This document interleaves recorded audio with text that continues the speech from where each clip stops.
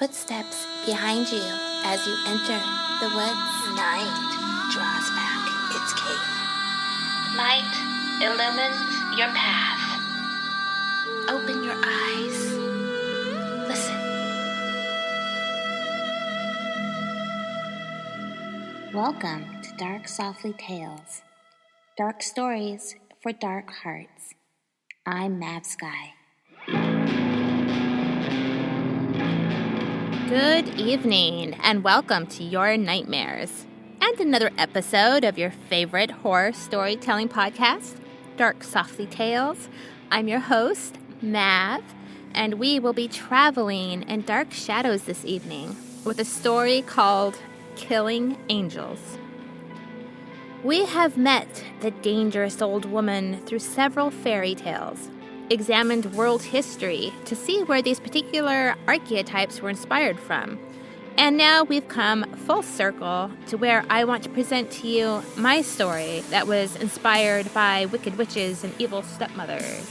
If you recall, in the story Poison Lip Gloss, back in episodes 4 through 7, the witch I wrote into that story was wicked, but pretty cute as well.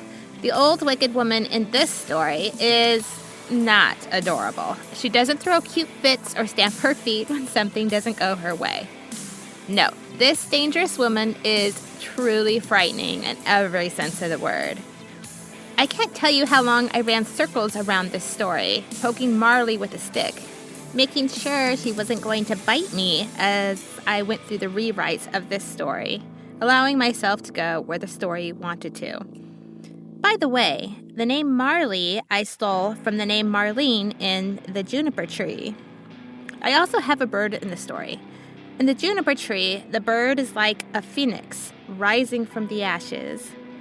In Hansel and Gretel, the white bird led the children to the candy house. But in this story, I think you'll find that the bird Sunshine, or better, depending on who you believe, is a very different kind of bird. A messenger of death, of sorts. Is it a demon bird? Well, that is for you, the listener, to decide. But I'm getting ahead of myself. This story is on the longer side, so I will be breaking it up into 2 parts. Tonight, of course, is part 1.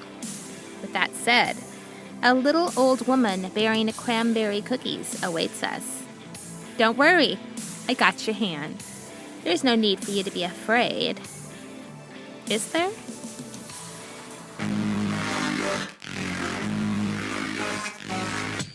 Take my hand and hang on tight as we journey into the dark softly.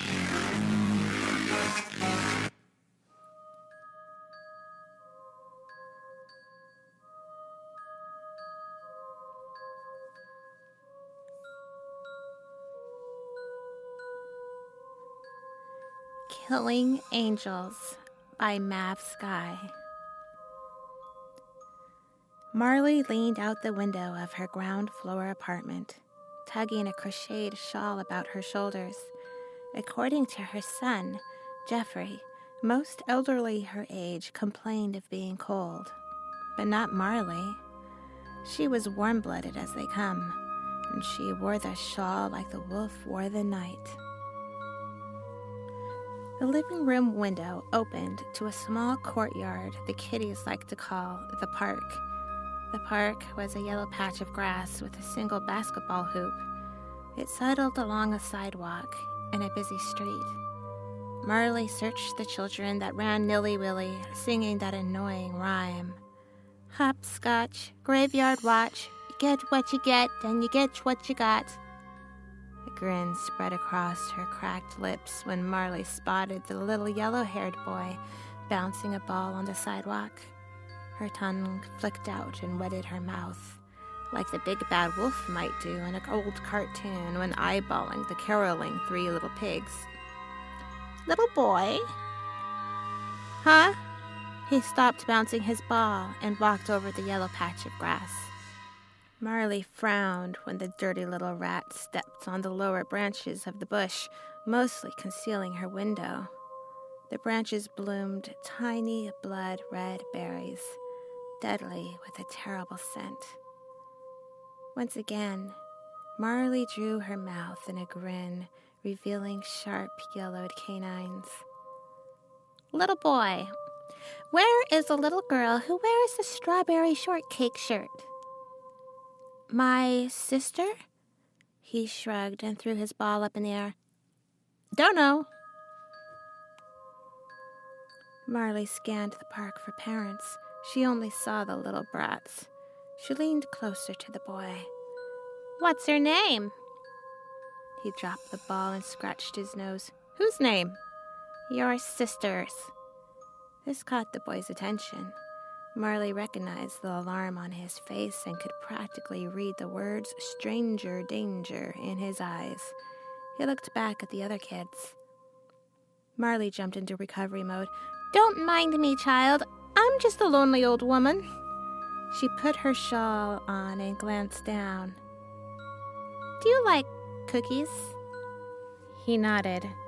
I love cookies. Does your sister like cookies? Even more than me. My mama calls her the Cookie Monster. Marley nodded approvingly. I've got cranberry cookies. The little yellow-haired boy stuck out his tongue. Yuck! He tossed his red ball into the air. He spread his arms out to catch it, but miscalculated. The ball bounced off his head and rolled towards the street. A girl with yellow braids and a strawberry shortcake shirt rushed after him from the sidewalk and squirreled after the ball. She showed it to the boy. Mom said it's time for dinner. The little yellow-haired boy waved at Marley. Gotta go. Marley reached out the window as if to snatch him. Wait! Come back! But he was gone without so much as a glance back. She scowled, and after a quick scan to make sure no one had seen her, slammed the window shut.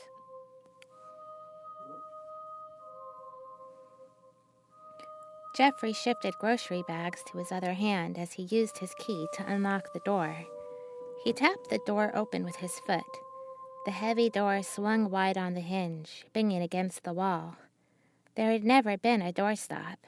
He had kept trying to remember to pick one up at the hardware store, but usually Jeffrey had other things on his mind. His mother dropped the heavy curtains and swung around, looking like a cat that had been caught unraveling yarn. Jeffrey! Sheesh! Sorry, Mama. I didn't mean to scare you none.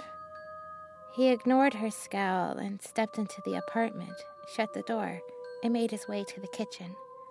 He sighed when he saw the mess piling out of the sink and set the groceries on the counter. Would it kill you to wash the dishes every once in a while? At my age, the dishes can wait. Marley turned back to the window and peeked through the curtains. Jeffrey glanced at her. Watching those children again. What do you care what I do? Marley replied. Jeffrey shook his head. His mother was impossible. I got you some fresh strawberries at the grocery market. Did you get my cranberries, Jeffrey? He took the canned goods out of the bag and opened a cabinet to put them away. No, Mama. I got you some strawberries today. They're much sweeter. Her voice turned low and ugly, which meant the topic of his father or his sister was going to come up. I asked you for cranberries. Can't you do anything right? You're as useless as your father. No wonder he took Angel and left you with me. Jeffrey sighed. Daddy was just looking after her, like I look after you. You're both rotten. Where's my scotch? Did your pea brain remember that? Jeffrey looked up. I sure did. Got you 3 bottles. They carded me again today. Can you believe it? You'd think this grace streak would account for something. Marley rolled her eyes. Pour me a glass and don't take forever. Squeak! They both turned to the hanging cage. It was just to the side of Marley's chair near the window. Butter climbed across his perch and tilted his head, watching Jeffrey. Demon bird, muttered Marley. Butter popped out another shrill squeak. Jeffrey smiled, walked from the kitchen, and poked his finger between the cage's bars. Sunshine's just singing you a song, Mama. Butter chirped and nibbled on Jeffrey's finger. And he knows I bring his birdseed. Who's a hungry bird, huh? He blew an air kiss at the pale yellow bird. Butter chirped. Marley coughed and lit a cigarette. His name is Butter, Jeffrey. Yucky and sticky like the crap on the bottom of his cage. Besides, she pointed her cancer stick at him, how can you call a demon Sunshine? Mama, Sunshine is not a demon. He gently straightened the cage. There's things you don't know about Butter that I do. Now, get me my scotch. Jeffrey raised his eyebrows and shrugged his shoulders. He walked the whole 5 steps to the kitchen. Marley pulled the curtain back and opened the window a crack, blowing smoke out. The little girl with braids was out there again, playing with a jump rope and singing that hopscotch song. That girl with a strawberry shortcake shirt. She looks like Angela, don't you think? Jeffrey uncorked the bottle and poured. I don't remember what Angela looked like, Mama. Are you talking about the little blonde outside there? She's missing her 2 front teeth. Real cutie. He joined Marley by the window and handed her a drink. A cool breeze blew through the window. The curtains fluttered. A group of girls and boys had gathered. 2 swung the jump rope while 2 others jumped in the middle. They all sang, Hopscotch, graveyard watch, you get what you get and you get what you got. Jeffrey smiled. Kids come up with the darndest songs. I don't see Angela. Jeffrey looked at his mother. That's 'cause Angela isn't out there. You know that, don't you, Mama? She grunted in reply. Jeffrey pointed. Do you see that little blonde fella with the red ball? That's Angela's brother. Now, Mama, Jeffrey scolded, that girl ain't Angela. She wears a strawberry shortcake shirt, though, just like the one Angela used to wear. Do you remember that shirt, Jeffrey? Jeffrey smiled at her with sad eyes. I remember. He changed the subject. Well, that little fella there with that red ball, just last week, he rolled his ball right into that busy street. He's going to run after it, too. Just a little feller. I didn't want him running out into all them cars, so I told him to wait on the sidewalk while I got it. And you should have heard all them kids cheering and clapping as if I were a superhero. It really made my day. Hell, it made my week even. Huh, Marley snarled at him. You, a hero? If you were a hero, you'd have gone after your daddy and gave him what he deserved. It served him right after allowing himself to be fooled by that angel wench. Jeffrey put a hand on her shoulder and squeezed. Angela couldn't help it. Her mama dumped her on you and Daddy. Heck, Daddy didn't even know he had a daughter. Marley stiffened under his hand and shrugged him off. Edward took to that girl like a flea on a dog. My little angel, he called her. Never called me that. Mama, I'm sure Daddy loved you just as much. Jeffrey stuffed his hands in his pockets and watched the children play. The sun cast radiance upon them. Even their shadows seemed outlined in gold. He heaped all his love on his little angel. Didn't leave much for me, now did he? She turned her glare on him. Frowning, Jeffrey continued to watch the children, dreading the familiar story. He wished he'd just let the past go. Didn't I give birth to Edward's son? I cooked his dinner. I cleaned his house. And what did I get? Little angel. pinched your fat baby thighs when Edward wasn't home. Little Angel threw mud pies at the window and blamed the neighbors. The little angel set the curtains on fire and broke all my china. I remember crystal clear the day Angela dumped bleach into the bathtub. The howl you gave when I placed you in the water and scrubbed that jelly off your face. I heard that smug angel snicker behind the door. She paused. Jeffrey waited to hear how Daddy had shown up late for dinner, how he found Angela crying. He packed up and left that night. Jeffrey didn't remember any of this, but Marley reminded him of it often. Enough was enough. Marley shook her head. I gave that little angel what she was due. Jeffrey looked over at his mother, alarmed.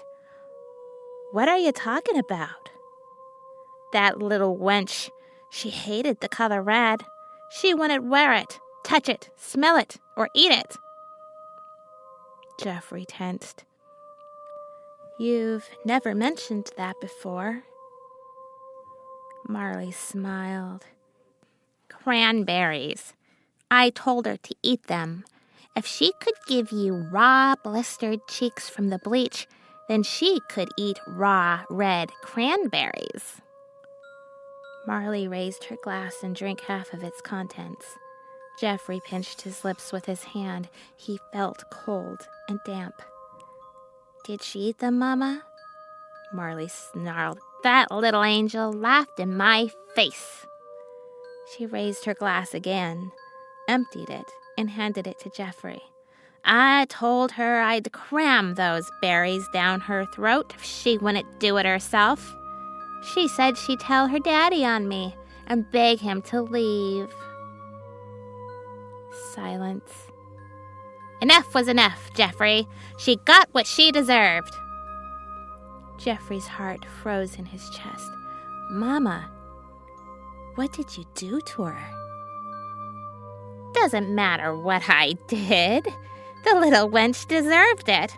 When your daddy came home, he packed up Angela, left me that very night. He left me all alone. Jeffrey looked at Marley. He couldn't believe, that she'd actually tried to hurt the child. No one was heartless as that, not even his mother. You have me, Mama. I don't care what Daddy or Angela did. I'll never leave you. Marley grunted. They watched the children in silence. Hopscotch, graveyard watch. You get what you get, and you get what you... The boy twirling the rope lost the beat, and the girl tangled in the rope. Dumbo, I almost beat my record. Strawberry Shortcake Girl stomped her foot. The boy hung his head and dropped the rope. That's little Angel, all right. No doubt about it, Marley said. Mama, Jeffrey touched her shoulder. That child is not Angela. Butter offered me a deal. I'm ready to take it. She walked to her sitting chair and sat, whispering to the bird. Jeffrey strained his ears to hear. You get what you want when I get what I want. Marley closed her eyes and appeared to fall asleep. Butter nodded his head up and down, up and down. Was she losing her mind? Jeffrey felt spider legs tickle his spine. He raised the window further to let in a full breeze. Strawberry Shortcake Girl, trailing the jump rope, chased after the freckled boy. I'm sorry, Robert. I didn't mean it. They both halted at the stop sign and began talking, then laughed. Jeffrey chuckled. Kids are the darndest creatures. Don't you think, Butter? The bird stopped nodding his head and twitched his wings in reply.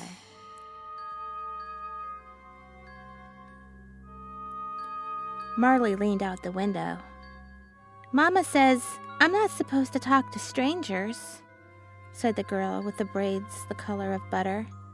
Marley grinned, her crooked teeth protruding in a jack-o'-lantern smile. Just a little old lady. Like, Marley screwed her pale face up tight. Like your grandma. The girl glanced away. She fidgeted with the hem of her strawberry shortcake shirt. She was barely older than her brother. Marley chanced to look at the birdcage. Butter watched her. He tilted his head sideways. Let me have this one. Let me have this one, and I'll give you what you want, she whispered. Butter nodded his head up and down, up and down. Marley turned back to the little girl, her knuckles white from grasping the edge of the window. She leaned out further. Now, Angel, is your grandma a stranger? The girl glanced up with a smile. No, I know her real well. Does your grandma give you cookies? Oh, yeah, with chocolate chips. Blonde wisps of hair flitted about the child's face like a golden halo. I've got cookies in here, and they've got cranberries in them. Marley's mouth twitched. You like cranberries, child?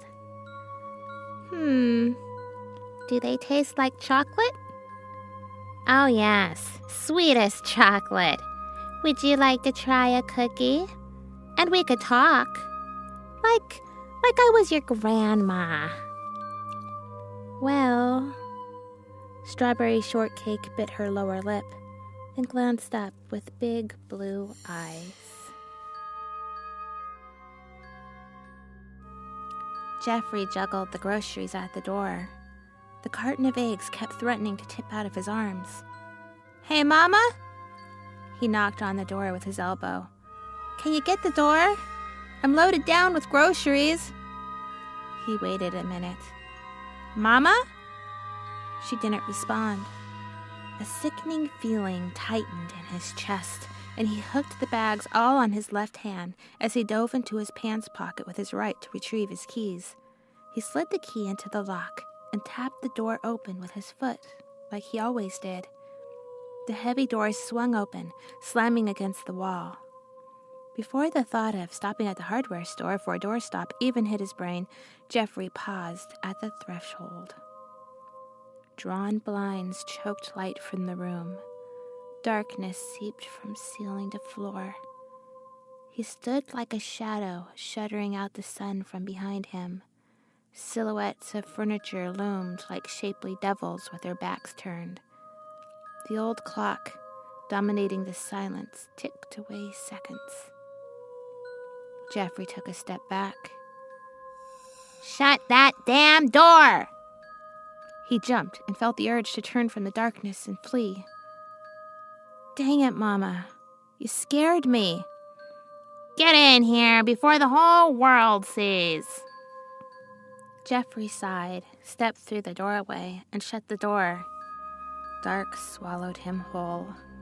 The crinkle of plastic bags chased away the clock's whisper. Where are you, Mama? Is something wrong? When you didn't answer, I was afraid something happened to you. Is that what you were afraid of? Jeffrey chilled at the sound of her voice. What was his mother up to now?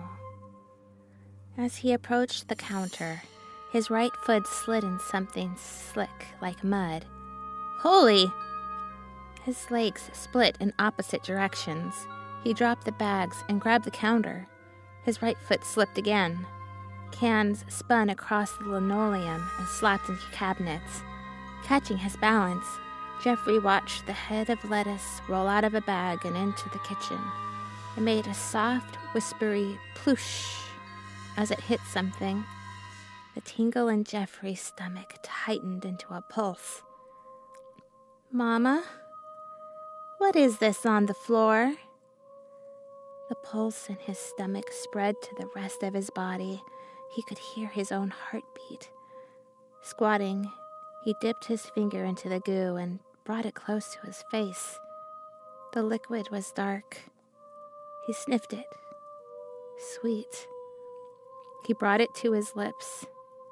It tasted metallic, almost like... Marley flipped on the table lamp next to her chair. Jeffrey screamed, scrambled up, slipped, and grabbed the counter. Holy crap, Mama! This isn't... is it? He found a dry patch and steadied himself. Blood? She asked. Jeffrey tore his eyes away from the floor and glanced up. He gulped. Is it? Marley walked into the light, grinning. Her small frame trembled as she whisked her hands behind her back. Of course not. Where would blood come from? Jeffrey bunched his brow. Then what is this? Smudging it between his fingers, he observed it was a deeper red, more chunky than blood. He glanced up at the stone-cold glare. Pulse thundering in his ears, he said, Let me see your hands, Mama. Since you are so damn polite. She brought her hands around her narrow hips and displayed her stained flesh. Mama, I don't understand. Jeffrey shook his head. She spoke fast and clear. I promised him a long time ago I would give him what he wants if he would give me what I want. Who? When? Jeffrey stopped, heart pounding. He looked at the red globlets on the floor, then back to Marley. I got little Angel, Jeffrey. I got her. After all these years, he finally let me have her. Jeffrey lowered his voice. Where is little Angel? Marley quit grinning. In the kitchen. Jeffrey stood and clutched the counter for balance. He took a step around the corner and peered into the dark. His eyes were more adjusted now, allowing him to see what he couldn't see before. Oh no. He slipped once more in the juice and let himself fall hard on his knees. Oh, please, sweet Jesus of mercy. He bit his lip hard. Cans of empty cranberry sauce lay strewn across the floor. The escaped head of lettuce lay against. Marley's voice sizzled the air like electricity. I wanted the whole ones, Jeffrey. You stole from me the pleasure of stuffing them in fresh, said the twisted voice behind him. Butter squawked. I guess he'll be coming to collect me now, his mother said. Jeffrey heard their song outside, the song the children sang as they jumped in time. Hopscotch, graveyard watch. You get what you get, and you get what you got.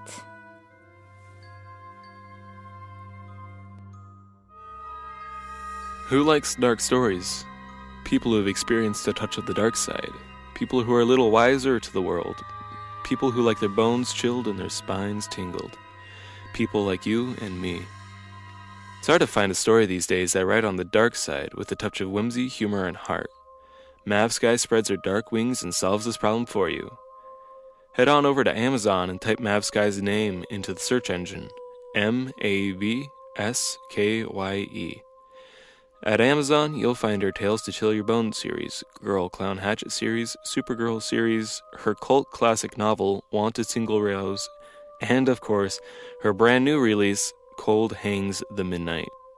Choose your dark flavor and head on over to Amazon today.